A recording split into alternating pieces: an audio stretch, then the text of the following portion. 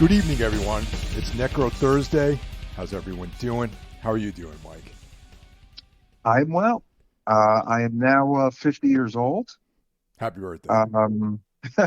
Yes, it was a long and very fun birthday celebration that lasted about, I don't know, 10 days or so. Nice. But yeah, it was a good time.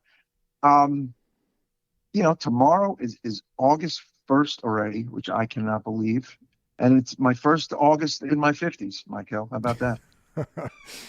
That's one way of looking at it, I guess. Yeah, yeah. Yeah.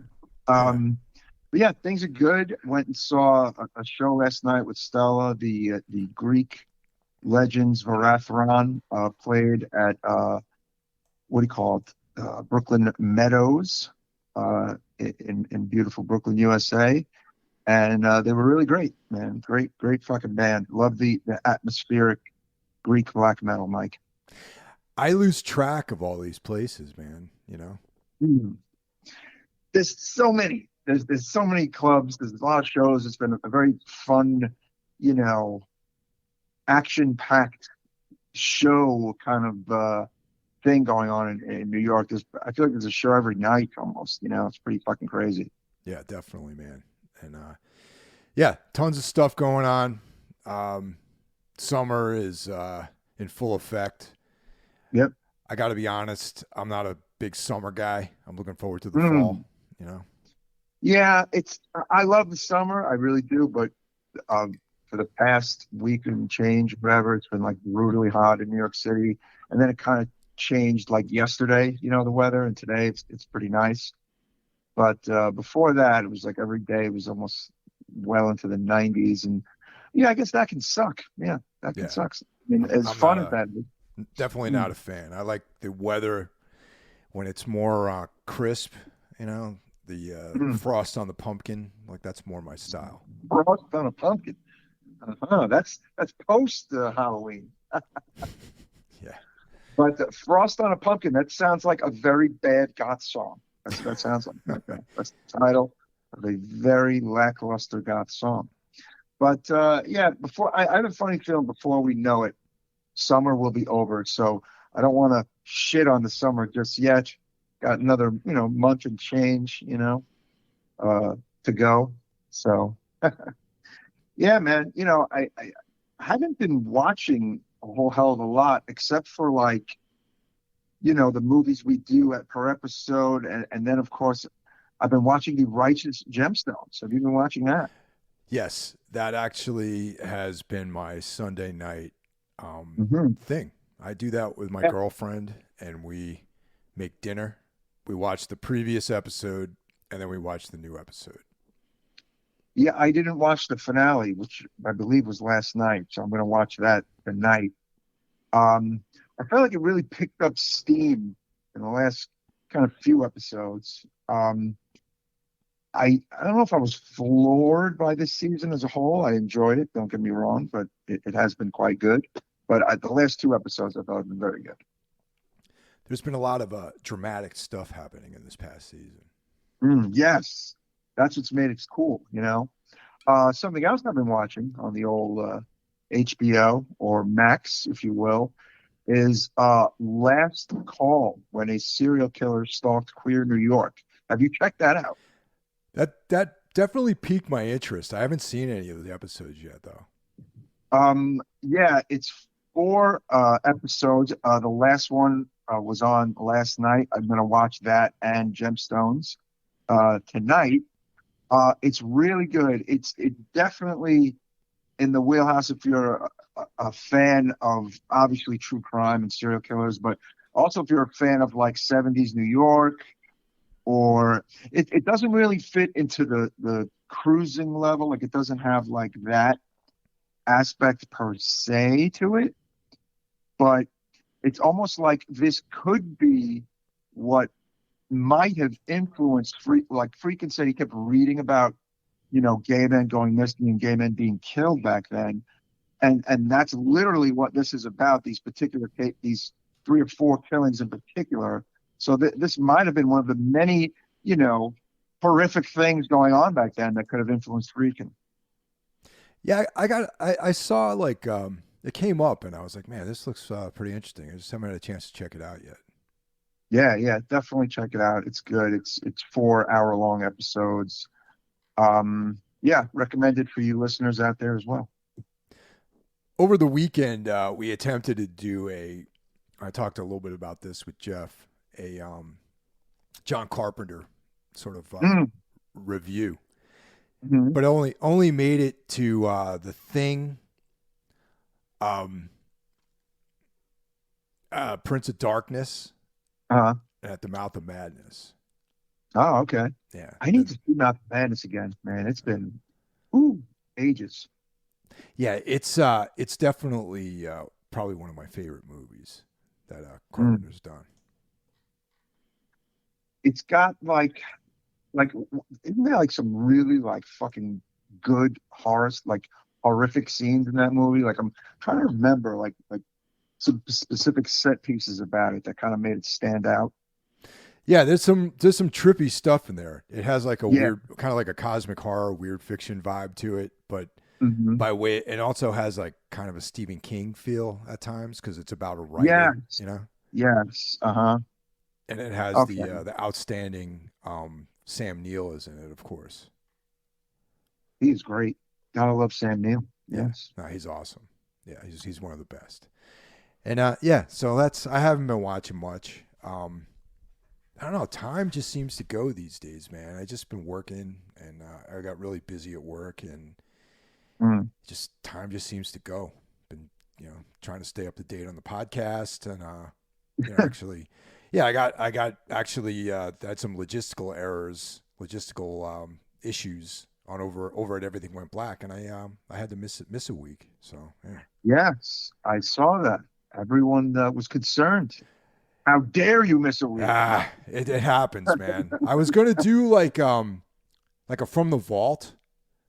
But Yes. I don't know. There was just I couldn't nothing from the vault really grabbed me, and I don't know. I just figured, you Mm. know what? Let me just let this one slide. You know. Yeah. Look, honestly, one thing I think I've learned is that podcast listening in the summer dips. Yeah, Um, and you know, if life happens and you miss a show, you miss a show. And I think everyone will forgive you. You know what I'm saying? It happens. yeah. I mean, I had an excellent guest slated for that week, and he had some personal stuff that came up, and just got to reschedule, and then Mm. just a bunch of rescheduling happened, which was people are away, they're not Right, available, right. like that kind of stuff. You know what I mean? Hmm. Well, you know what? Time marches on. Yeah. You reschedule, and everybody will be okay. Uh, so, listeners, if you're a new listener or an old listener, you know that we are part of a podcasting cabal, a gang, if you will, right, Mike? That's right. The horsemen of the podcasting apocalypse, which consists of several sects of podcasts that you can listen to throughout the different days of the week. On Monday, Mike Hill, who do we have on Monday? We kicked the week off with Brandon Legion's Horror Wolf 666, which comes at you regularly on Mondays. Hmm. On Tuesday, we have Jackie Smith's Into the Necrosphere. And kids, we hope you checked out the episode from about 2 weeks ago with me and Mr. Hill, where we discussed our favorite 90s death metal LPs. That was a blast, Mike Hill. Wasn't it a blast? That was a lot of fun, man. Had a great time. Yes, check that out, which I believe quite a few of you did. So we got some nice feedback there. Uh, on Wednesday, we have none other than the podcast we were just talking about, Everything Went Black, featuring Mr. Mike Hill himself. Usually, there's an episode every week. Yes. Right, right. Yeah. Um, that's okay.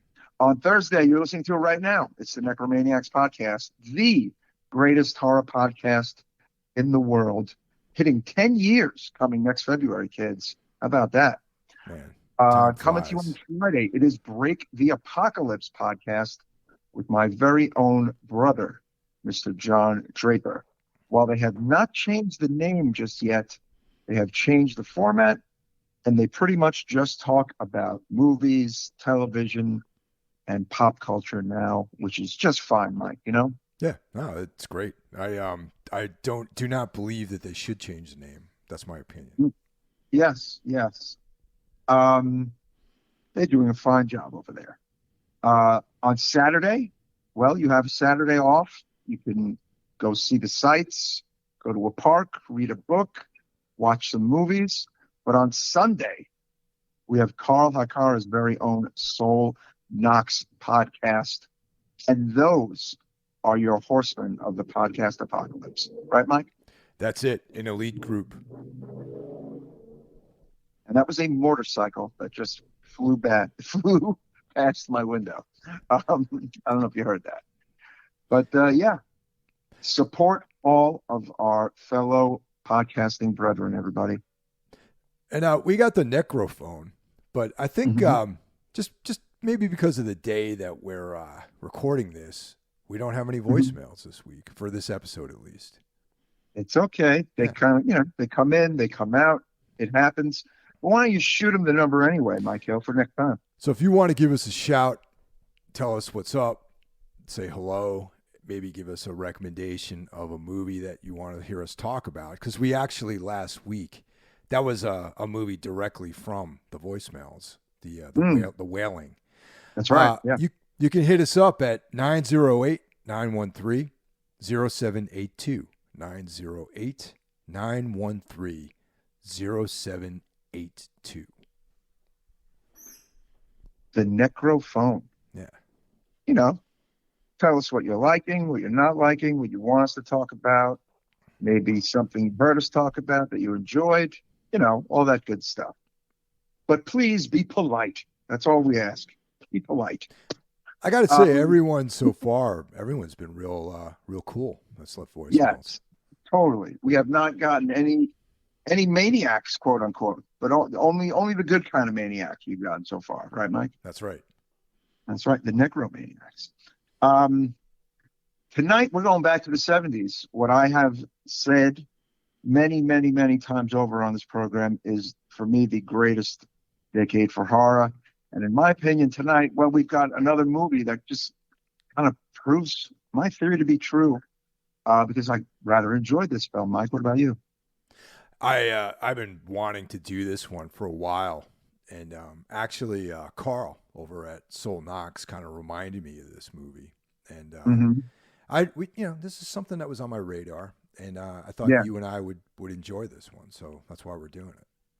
That's right, and it is none other than the 1974 American film Messiah of Evil, directed by Willard Huyck and Gloria Katz, who also wrote and produced the film. Husband and wife duo, Michael.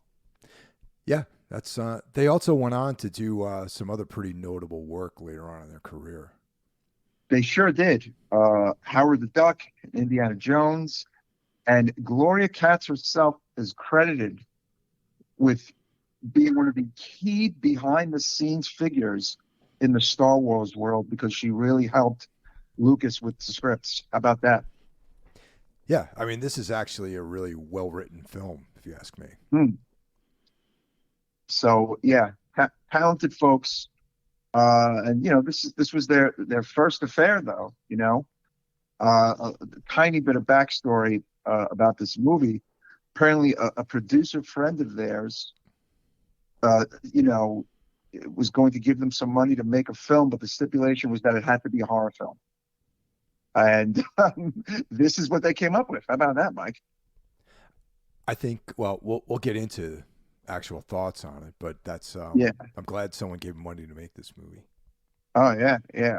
Like that was the stipulation. It had to be horror. Like, okay, you can make your own movie, and you write it and direct it. It could be yours and blah blah blah, but it just has to be horror, because horror was a thing, obviously, in the early 70s, and when they were making this. And I guess, much like now, the indie horror movie, raking in the dough. Well, Messiah of Evil didn't really rake in the dough, but it's just kind of interesting that even like 50 plus years ago, there was a producer saying, "Okay, can you just make a horror movie?"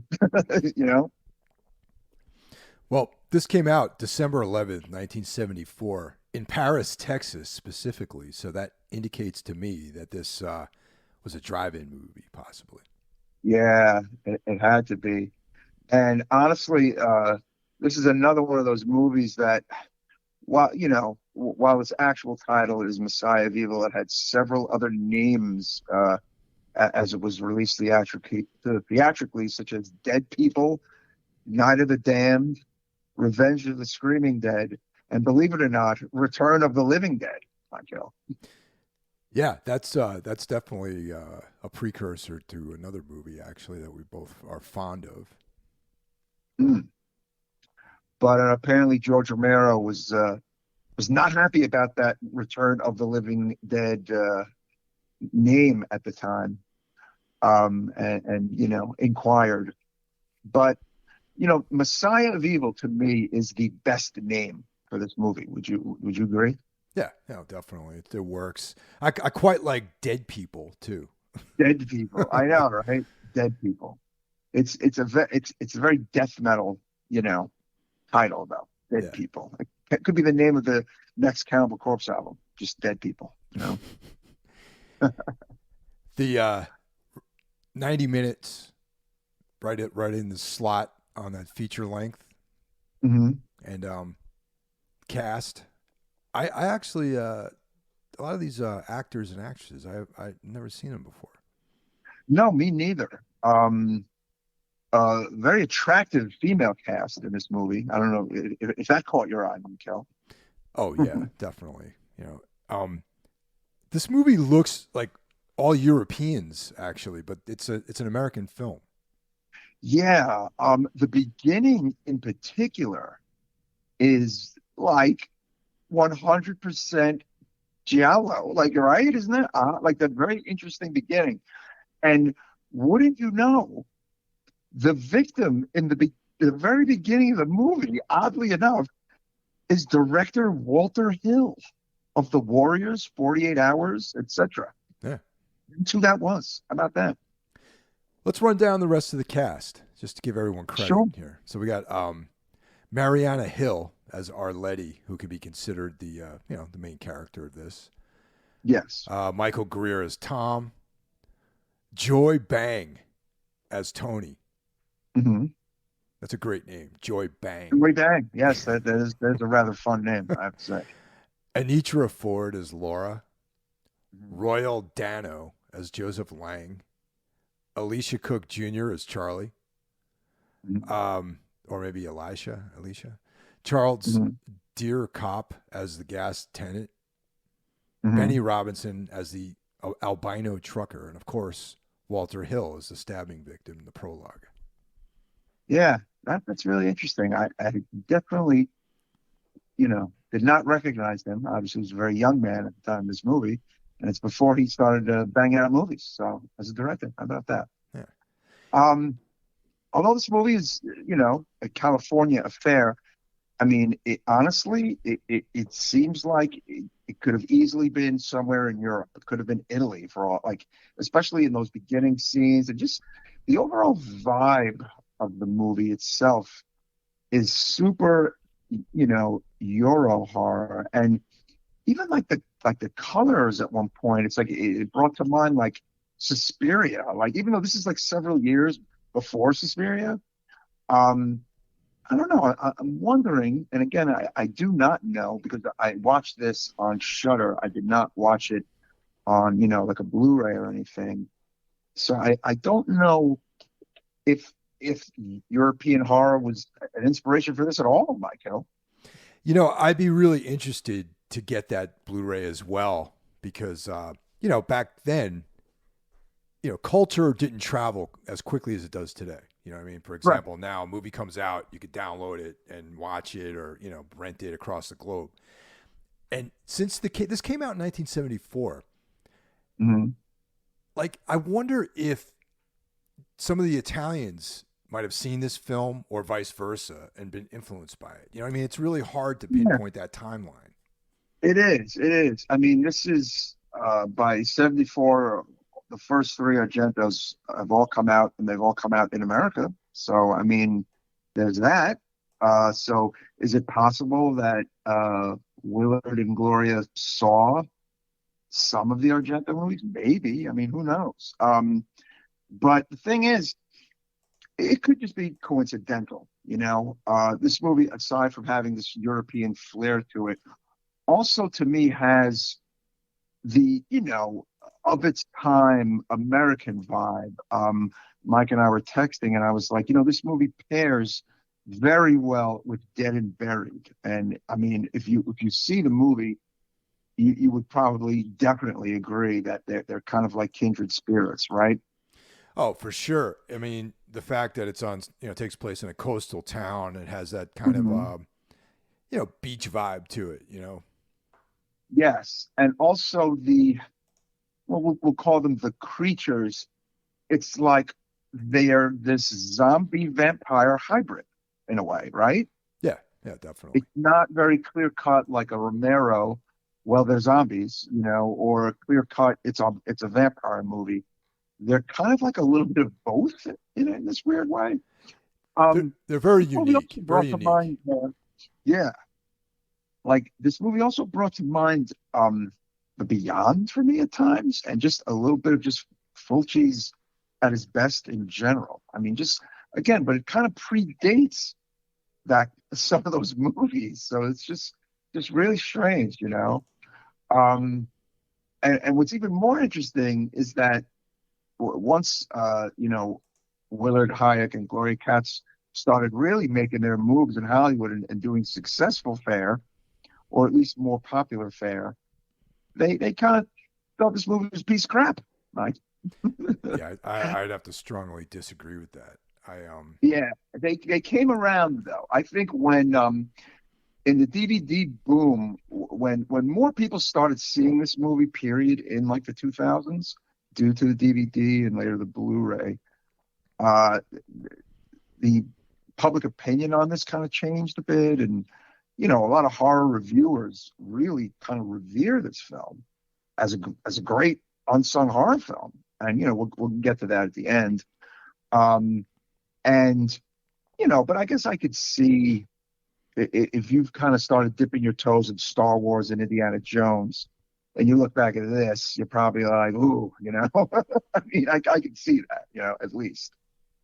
Yeah, I could see that, but as far as like a piece of art with a really, I thought incredible, really good writing, great Yeah. dialogue, great narratives, and a very very unique feel to it. Because if you ask me, this is a weird tale, man. This is like Yeah. something right out of Yeah. like a Lovecraftian horror, like, and I would even go so much further to say that it reminds me more of like maybe a Thomas Ligotti story because of Mhm. just how empty the town looks, and just there's a lot of liminal spaces and weirdness in this movie. Yeah, I mean, it's very dreamy at times, and it can be it's kind of unsettling too. It's got the European flair. It's got the independent American flair. I mean, there's just a lot going on. Um, Overall, though, I mean, there are times where it gets a bit, you know, muddy or maybe a bit jumbled, and it's maybe not as linear as it should be at times. This movie, um, but we can talk about that Yeah. after we kind of get into the overall plot. Well, to summarize it, a nice overview is basically a woman travels to a remote coastal town in California to find her missing father, who's an artist. Mhm. And upon and upon arrival, she finds herself in the midst of a series of bizarre incidents. Indeed. Yeah, that's kind of like the teaser for this film. Yes, exactly. And folks, it's a summer horror movie. How about that, Mike? It Yeah, is. yeah, So very summer. it's an appropriately timed film. The movie takes place in like June and July because there's diaries that she's reading that her father has left behind, and you're paying attention to it as you should be as you're watching a film. it's all these, the dates kind of end in the first week of July. So I thought that was interesting. There's Um, also almost like a David Lynch vibe to it. You know what I mean? yes. I was reading a YouTube thing about it, right? And somebody posted, you know, I always thought the story was so good that I would not mind a remake of it. Like, and I've said things like that before myself, like, like some people, it's just so taboo to say that. Like, why would you touch a movie that's, is so whatever? I feel that way about this movie big time because I think there are things in it that could be perhaps improved upon. But I just think the story itself is so strong that you could just plop it into now. Honestly, I really do. No. Yeah. No, I mean it's a very very cool story. I mean, yeah, essentially Arletty, who's like the young lady, she goes to this port town of Port Doom, California, which is a beach town, Mhm. and Yeah. she's looking for her dad. You know, he's an artist. He went to this town to focus on his work, and she lost touch with him. Wants to know where he's at, and Yeah. yeah, And that art is very dark and creepy, to say the least. Right, Mike? I would say so. Yeah, Yeah. When she gets to the home, a lot of his paintings are throughout the house, and they're just these very very creepy photos of like faces, a lot of grays and whites and blacks, and just this kind of off-putting paintings, that I guess honestly, like if you're like a horror fan or like a real kind of dark-minded person, you'd probably love these paintings in your home. you know. Not very shiny, happy paintings from Dad. That's to say the least. and they Uh, also play it up that Port Doom is a an artist colony, so that's why right. he went up there. Yes. Yes.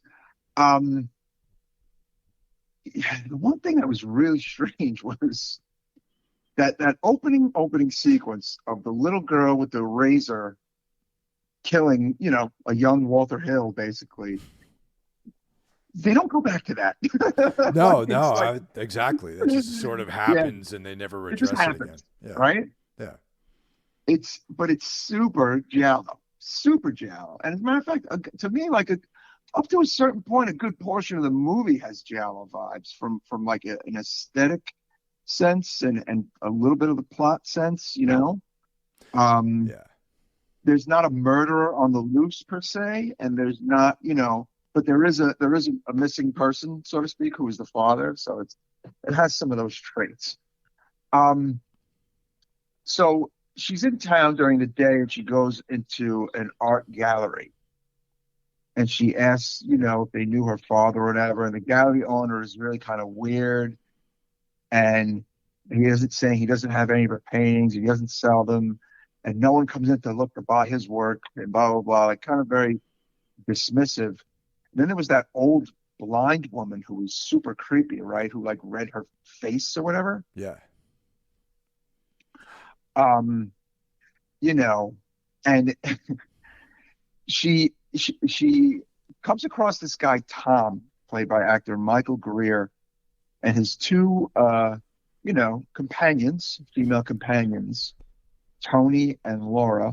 That would be Joy Bang and Anitra Ford. And this is where the movie kind of, I feel like, gets into like this one of its many layers. Yeah. Like it's almost like a mild cult Manson, like light touch Manson moment. What do you think?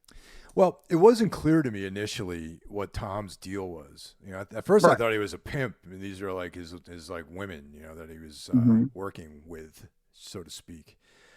But then, yeah, he has this like charismatic power over them. It seems, right? Yes. And he's kind of funny. Like he just says these things and then like, shut up. Like he just like, he's very like the way he talks to them and treats them. It's a little cultish, like I feel like in a weird way. Or he's just like Mr. Playboy. I guess it's one or the other. Yeah. Well, he definitely takes a shine to Arletty, and Yeah.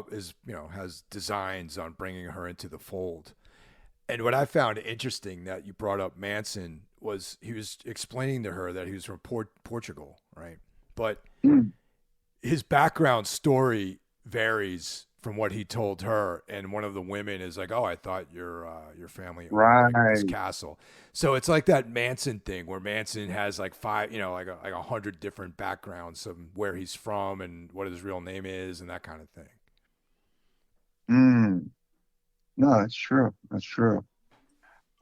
So they're in this, you know, danky hotel room, and they're interviewing this kind of homeless guy named Charlie, right? Yeah, And he's, kind of like a little off to say the least, Charlie. And he starts talking about the blood moon and the dark stranger, and just rambling on about all this crazy stuff, and that it's the 100-year anniversary appearance of the dark stranger, and that he's going to return when the moon turns red.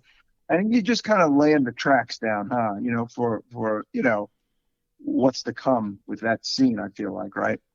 well, it's interesting that this part comes up with this guy who's like the weird narrator because this is when I started feeling that this story kind of reminded me of The Shadow over Innsmouth by H.P. Mm, Lovecraft in some ways, because there's the, the dark stranger, right? There's right. a guy who's a drunk telling giving you the background, all right? And that's like Zadok, whatever the hell the guy's name is from the guy from Shadow over Innsmouth. He's like the drunk Yeah. that's telling the story. And Oh wow. yeah, Mm, so there's a lot of parallels. And then there's the strange townsfolk in this. They're uh-huh. not amphibious fish people like in Innsmouth, but they're definitely strange, if you to say the least. You know what I mean? They are, and then it's like later on, it's like they're these like hybrid zombie vampires, but we'll get to that. Yeah. Charlie manages to tell Arletty that her father is one of them now, and meaning one of the, I mean, them meaning people of the Dark Stranger or whatever. And you see him leave, and he's killed off the screen. And Arletty goes back to her house, and somehow, of course, Tom and the two ladies are already in Arletty's house, and they say they got kicked out of the hotel because of Charlie's death, and none of the other hotels would take them up because of it, and he kind of weaves this whole tale, I think, just to get back into the house, even though Charlie did in fact die. He was killed. They didn't show it, but he was killed by probably one of the townspeople, huh? Yeah. For revealing secrets, probably. Probably. And that's the thing. It's like, yeah, this town that has secrets, the town's folk that are remaining are, transformed, and there's this bizarre past that the town has too. So it's like all these elements come together in this like very, very weird tale esque kind of vibe. Um, Arletty tells her guests about her father's journal entries and how bizarre they are, and that he has this condition, quote unquote. And we see that there are all these people gathered on the beach near the house, lighting bonfires and staring up at the moon. It's called, The Waiting. I mean, yeah, it's super Lovecraft. I Yeah. mean, The waiting. which is really cool. Yeah. Um, one of the gals doesn't want to be at the house anymore. So before leaving for San Francisco, she goes to the supermarket, and this is one of the sickest scenes in the movie. She sees all these people in the supermarket. Again, it's kind of vampire-ish, feasting on like raw meat, right? Yeah. The thing I really dig about this scene in particular is how empty everything feels. You know what I mean? Yeah. There's like that. I'm a huge fan of that liminal space kind of like vibe with certain things where there's like something that's really not very sinister at all. For example, a parking lot. Like during the day, if there's a lot of people in a supermarket parking lot, it's just a normal place. But Right. in the middle of the night when it's empty, It takes on Oh, this it's like creepy. Yeah. sinister tone, and there's only like a handful of people or one other person there, and it just the vibe is like so intense during this scene. Mm. Well, unfortunately, aside from eating the raw meat, they feast on her. So Laura is unfortunately killed. Uh, and then the other young woman the next day decides to go see a movie. And initially she's watching this Western all by herself in the theater. And then one by one, these people just kind of come in and they kind of sit closer and closer to her. This is another really great scene, actually. And, she becomes the next victim in the movie theater. Um, I don't know. I almost felt like there was like some unintentional, like comedy in that scene. No, No, not at all. I didn't find that. I didn't find anything funny about that scene. I not thought, comedy, like well, not her getting killed. I meant like the sitting in the theater part, watching the Western, and just kind of like the way they're kind of sitting closer to her.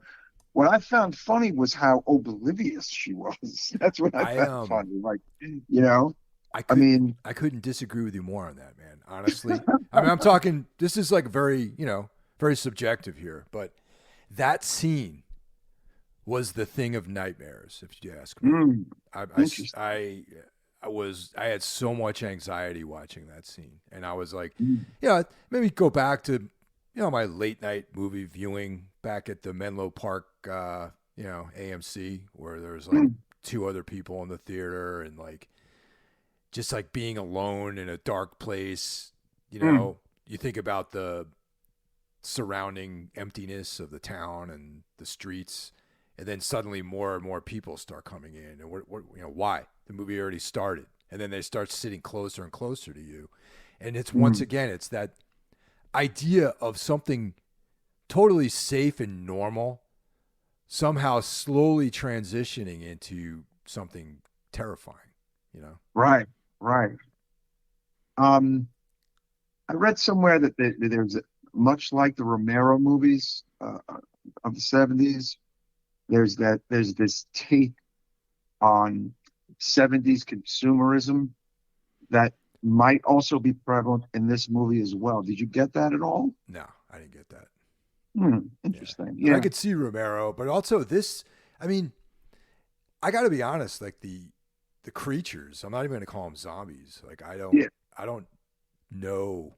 They're completely different. They're different. They transitioned from being normal humans into this other thing. Right. And through some enchantment or curse or bad energy that the dark stranger brought to this town. It's like the town itself is like changing these people into something else.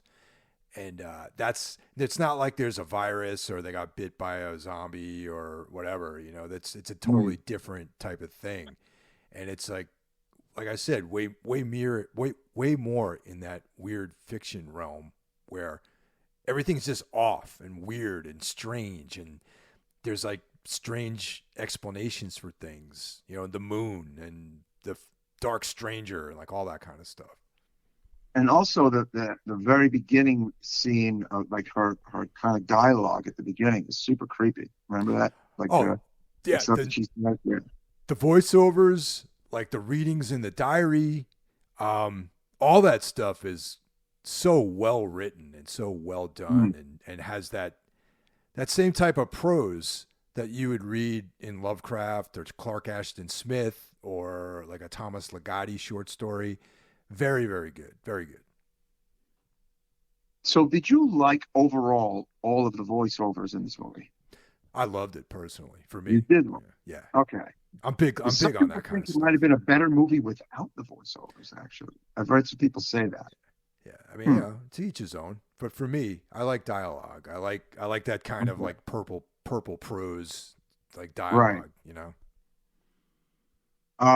So speaking of voiceovers, we learn after that scene, as the blood moon is rising and the town's residents turn into vampires, that the Messiah of evil is returned, and that this what we're going to call the Messiah was a former minister in the town, and a Donner Party survivor from the 19th century who turned into a vampire slash cannibal who has come to spread his new religion to the people up the coast and inland.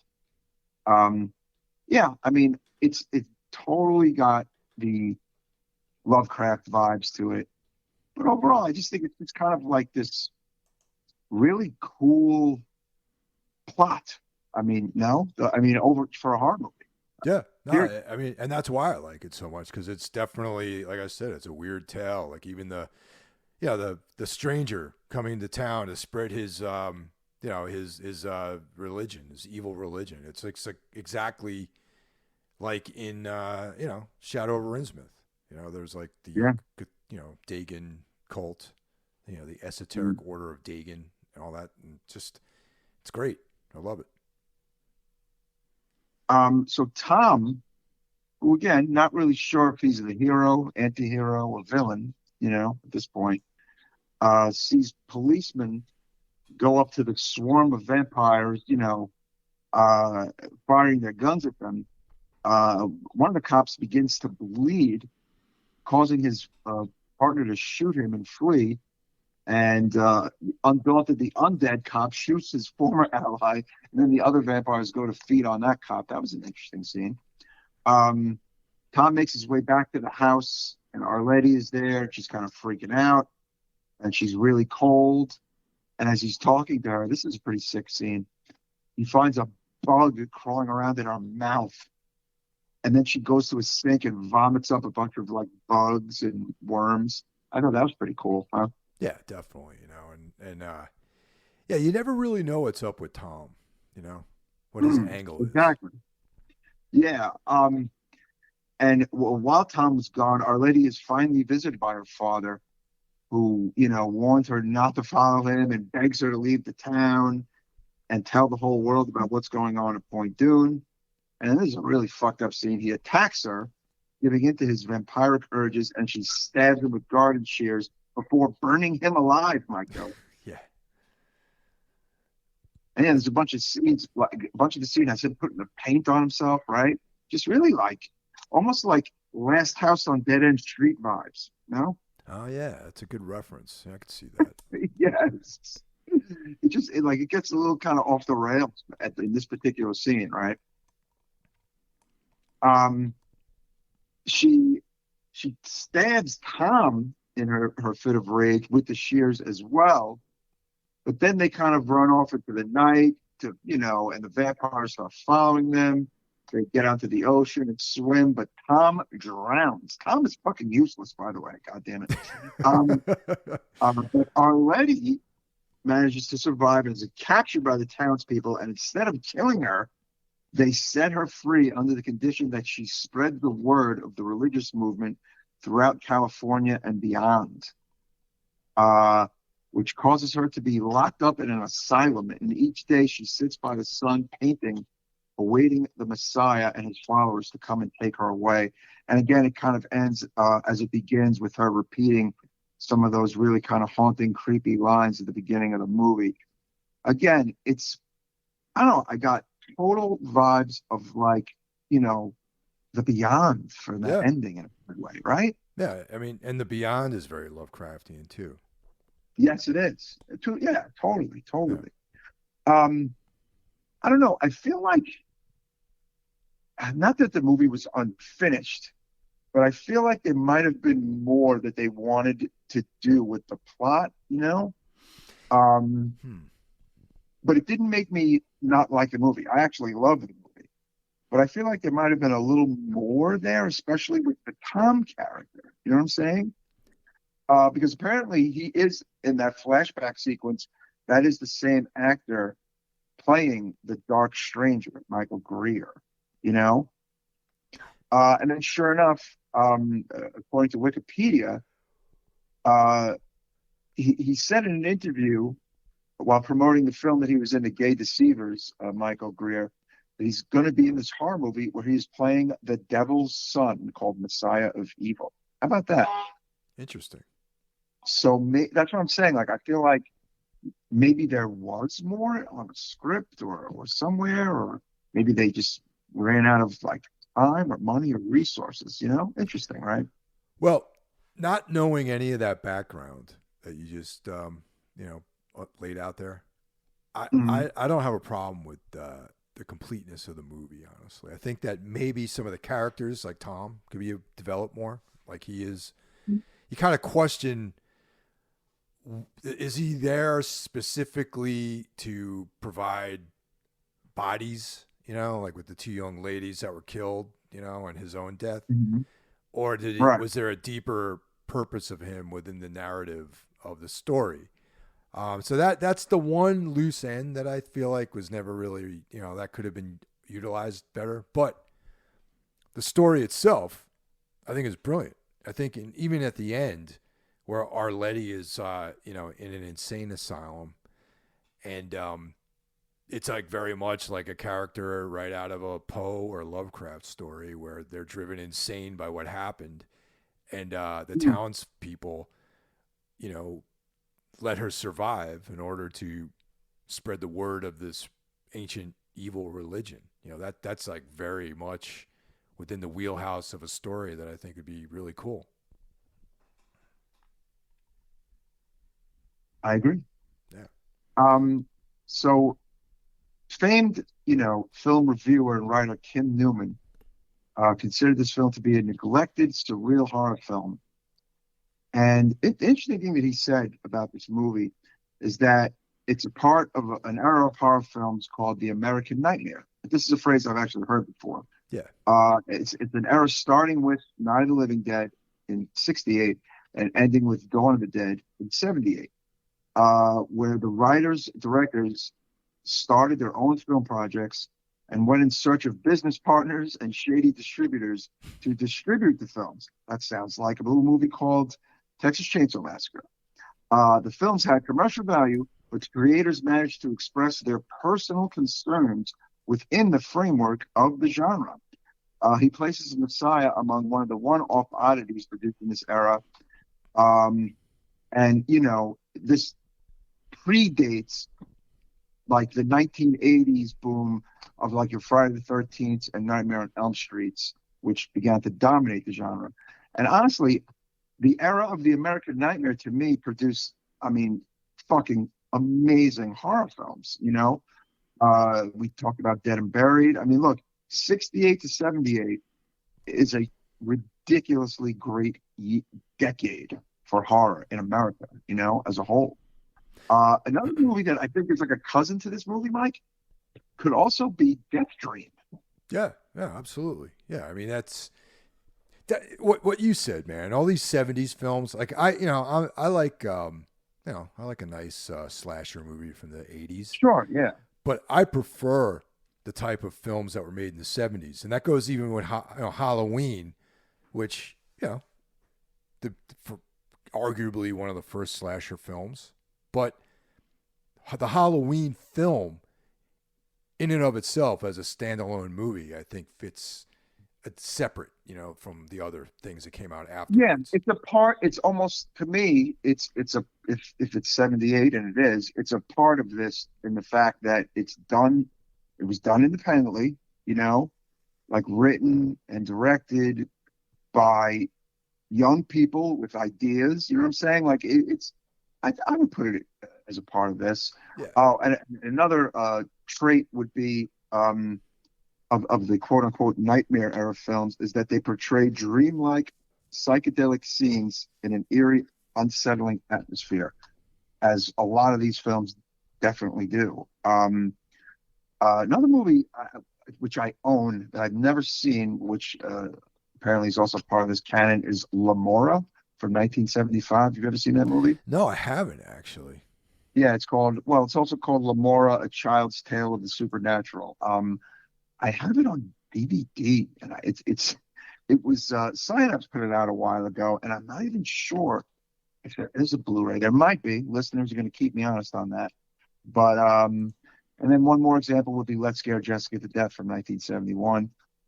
Yeah, I mean it's also kind of like this wild wild west of like we're going to do exactly what we want to do. We're going to write these offbeat horror movies that come from the heart and some of them have something to say, and maybe some of them don't. Um, yeah, I mean, what a fucking wonderful time for movies. Yeah, definitely. This is like special type of movie. And this one unsung in a lot of ways, and Yeah. yeah, definitely something that people should seek out. And apparently there's a nice Blu-ray that's going to be coming out soon. Yes. This was also listed as number 95 on IndieWire's 100 greatest horror movies of all time. How about that? I did not know So that. it's got some props. It's gotten some props in the modern era. The Blu-ray came out in 2013 from Code Red. There was a Code Red DVD that came out in 2009. But to me, the best thing for the listeners is that it is on Shudder, so you can, watch it after this podcast if you like, if you haven't seen it. Yeah, it's always been one of those movies that, like, I've heard so many people talk about over the years and reference it as like this kind of like important American 70s movie, and I could totally see why. And shame on me for taking this long to see it. Yeah, I mean, it took me a minute to find out about this one. I think I found out about it through the Evolution of Horror, that UK based podcast. A couple of Oh, okay. maybe last year I heard about it, and So get this. yeah, Although the movie came out in December of 74, they began filming September 1st, 1971. Wow. See, like, this predates a lot. I mean, Jesus. If they began filming in September of 71, there's no, okay, they didn't see, I'm going to call it, I don't think these people saw any Argento movies. How about that? I think this is all, you know, coincidental, you know? yeah, we should probably revisit this, even as maybe an aside after we view the Blu-ray with Mm, some further right. follow-up information on this. You know what I mean? Yeah, it's just so strange how you like when you see a movie and what you think, like, in your head as you're watching it, well, this was probably inspired by blah blah blah. And then where when you do your research, you go back and check dates of things, and it's like, well, that's impossible. I was wrong. Fucking crazy. But honestly, on our Necromaniacs scale of 1 to 5, I give this a 4 with a bullet, Mike Hill. What do you give it? I give it a 4.5, actually, a little bit higher. Okay. Mainly because I'm a mark for these types of movies. Mm. I really love all this kind of weird liminal space types of films that have this empty feel and this dreamy quality to it, and also yeah, just the way it's shot, the colors, and yeah, Oh just the yeah. whole Yeah. mood of it was like right up my alley. And the music is really creepy too, huh? Oh yeah, the music's great. I'm quite certain the soundtrack does not exist, but if someone was to put it out, I would certainly buy it. Mhm. Maybe after the Blu-ray comes out, you never know. You know. Yeah, exactly. The Dark Stranger. Like, there's all these interesting lines. The Blood Moon, the Dark Stranger. The movie is just it's definitely we're marks for it, I would say. Oh yeah, yeah, totally, man. Yeah. But yeah, I mean, you know, I honestly, I've heard that this new 2023 horror film, how about that, called Talk to Me, is quite good. Have you heard anything about that? That's the one with the hand, right? Yes, yes. Yeah, I don't know about that one, man. I You know, I mean, it sounds interesting. I mean, look, I just want to see it because it's look. There's been a bit of a problem with the 2023 film, so if one has some decent word of mouth, at least I will check it. Speaking of 2023 horror, the trailer for the new Exorcist was released, and Mr. Hill and Rennie were much less enthused than myself by the trailer, I should say. How, Mike? yeah, I mean, I'm going to see it for sure. As a matter of fact, Yeah. Jeff suggested that we do a 3-way episode on this one. Of that one. Okay. You know what? I think that's yes. Let's do that. Yeah, Let's just out of totally do respect for Blatty. You know what I mean? that. Mm. So I'm down. I'm I down mean, with that. I'm down with doing a 3-way on this and see what's what. You know, I mean, maybe I'll be pleasantly surprised with this movie. You never know. you never know. Well, at least they're putting it out in October. I mean, people are doing some thinking at the very least on the marketing and releasing side of the movie. Thank God for that. You know, that could be our Halloween episode. Yeah, there you go. Yeah, sounds like a fucking plan, man. Good idea, Jeff. So yeah, Talk to Me is actually playing 10 minutes from my home at the Alpine Theater, which is a little bit of an incentive for me to perhaps see it in the theater. I don't know. I mean, The trailer looks kind of cool, but I don't know. The plot doesn't sound that amazing. It's a play on the monkey's paw, pretty much. You know? yeah, I don't know. I mean, I saw the trailer. You know, it's summertime. You know, who knows? Maybe we'll come to some night where there's nothing to do, and Right. We'll need a date night, and I'll go. You never know how it's gonna go. You know. So, I mean, I need to like scan the 2023 Shutter releases. I mean, it's probably something we're missing, but I just feel like last year by this time we were like inundated with things to talk about. No? Yeah, it's been slim, man. It's been real lean this year when it comes to this kind of stuff. You know, like good new horror films. You know, Or new horror with a buzz in particular, like or new horror that's like people are saying, "Oh no, you need to see this." That's what's missing. Like, I bet there's new horror out there. It's just not very good. You know, I mean that could be the problem. But you know what? It means we discover and uncover gems like Messiah of Evil. You know, and that's a good thing. Yeah, I mean, you know, that's a good thing too. Yeah, for sure. Yeah, totally. But yeah, listeners, if you have any more suggestions, if you want to correct us on anything we said this evening, of course, please do so via our Instagram page or the ancient mechanism known as Facebook. I think Instagram's got a little more activity, I guess, right? Obviously. I don't even go on Facebook hardly ever, man. I like pretty much I use Messenger. I don't have it on my phone at all. And mainly Instagram is what I mess around with. Yeah. I mean, Facebook is good for like the music stuff, you know? Yeah. I mean, but I feel like even that's dipping. I got to be honest. I'm not even active at all with my mobile phone these days. It's like if you text me, I probably will get back to you unless you're on a very short list of people within 3 hours. You know what I mean? Yeah.